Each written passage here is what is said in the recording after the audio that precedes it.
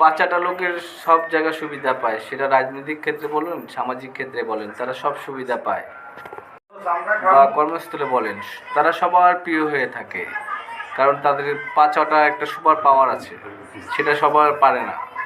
তো এসব মানুষ থেকে এইগুলো মানুষ থেকে দূরত্ব বজায় রাখা ভালো, এবং তারা কারো আপ্যায়ন হয় না সেটা বুঝতে হবে, এবং কাউকে ছেড়েও দেয় না, কাউকে ছাড়তেও দেবে না, ঠিক আছে? যাই হোক, তো আটকাই দিচ্ছি। অ্যাকচুয়ালি